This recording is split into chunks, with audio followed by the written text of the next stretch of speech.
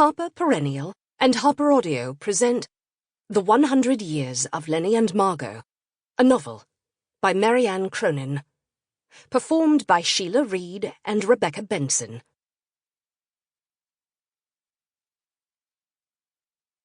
Part 1. Lenni. When people say terminal, I think of the airport. I picture a wide check-in area with a high ceiling and glass walls, the staff in matching uniforms waiting to take my name and flight information, waiting to ask me if I packed my bags myself, if I'm travelling alone.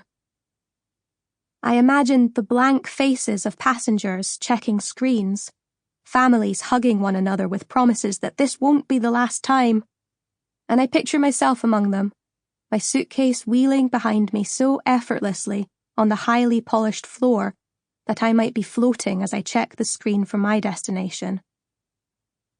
I have to drag myself out of there and remember that that is not the type of terminal meant for me. They've started to say life-limiting instead now. Children and young people with life-limiting conditions. The nurse says it gently as she explains that the hospital has started to offer a counselling service for young patients whose conditions are terminal. She falters, flushing red. Sorry, I meant life-limiting. Would I like to sign up? I could have the counsellor come to my bed.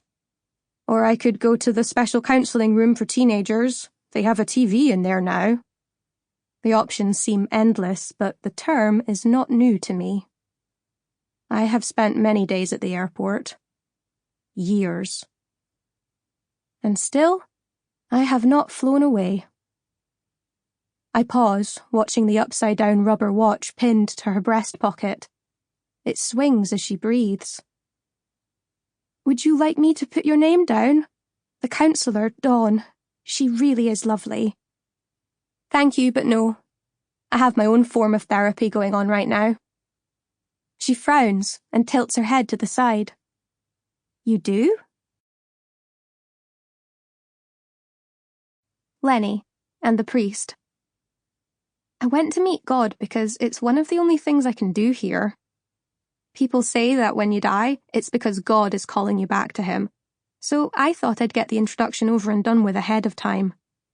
Also, I'd heard that the staff are legally obliged to let you go to the hospital chapel if you have religious beliefs, and I wasn't going to pass up the opportunity to see a room I'd not yet been in and meet the Almighty in one go. A nurse I'd never seen before, who had cherry red hair, linked her arm through mine and walked me down the corridors of the dead and the dying.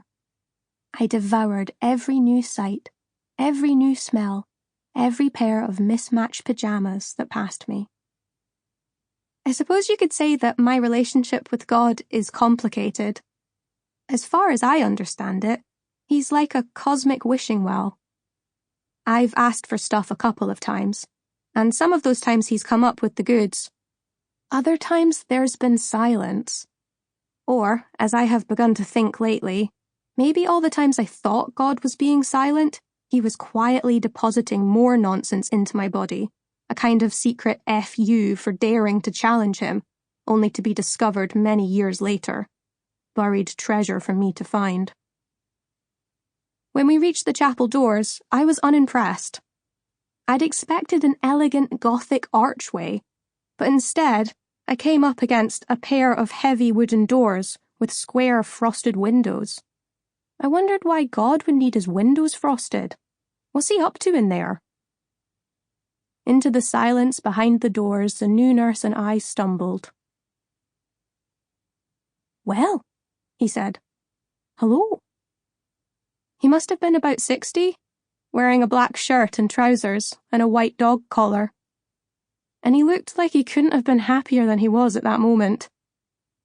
I saluted. Your Honour. This is Lenni Peters? The new nurse turned to me for clarification. Petterson. She let go of my arm and added gently, She's from the May ward. It was the kindest way for her to say it. I suppose she felt she ought to warn him, because he looked as excited as a child on Sample complete. Ready to continue?